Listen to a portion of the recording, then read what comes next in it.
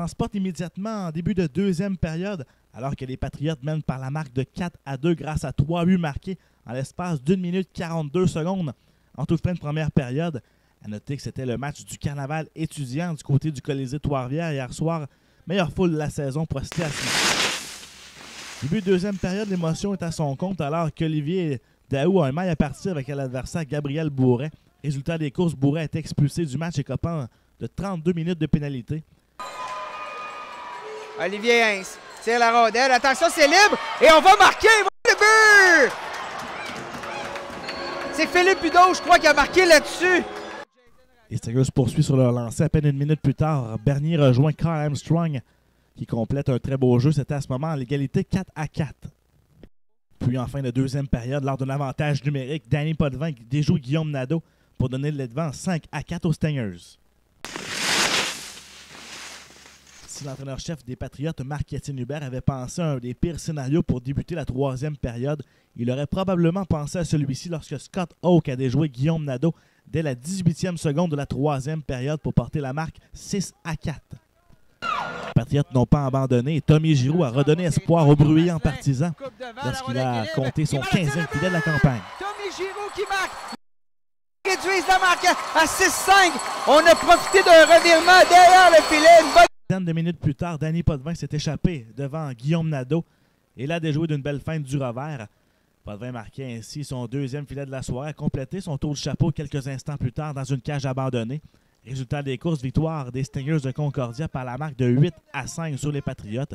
Et au terme de la rencontre, l'entraîneur-chef Marc-Étienne Hubert était très déçu de la performance de son équipe, surtout devant une aussi grande foule au Colisée de Trois-Rivières. Ben, c'est dommage parce qu'on n'a pas laissé une belle carte de visite aux gens qui s'étaient déplacés. T'sais, on a travaillé très très fort pour amener des gens à venir voir ce match-là. Félicitations à tout le monde à l'université, Philippe Doucet en tête de liste, qui ont travaillé excessivement fort pour avoir la foule qu'on avait ce soir. Puis malheureusement, là, on n'a pas du tout donné une bonne impression aux gens. C'est dommage parce qu'ils n'ont pas vu notre vraie équipe. C'est ça qui est très dommage. Probablement un de nos matchs les plus ordinaires cette année. Donc, pour rassurer les gens qui sont venus nous voir, ce n'est pas du tout représentatif de notre équipe.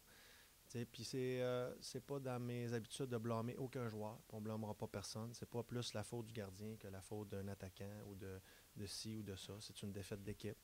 Il n'y a pas beaucoup de joueurs ce soir qui étaient au maximum. Puis les gars ont vraiment manqué d'exécution, de cohésion, d'intensité. Il y a des manquements partout, là. Donc, c'est pas notre équipe.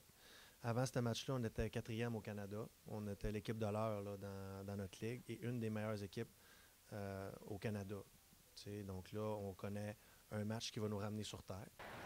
Cette défaite des Patriotes est une deuxième cette saison à domicile et une première depuis le début de l'année 2015.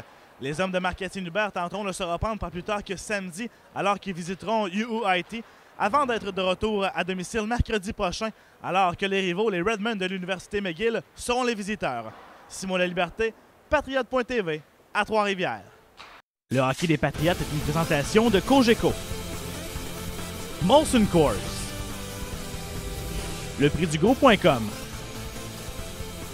et Reebok.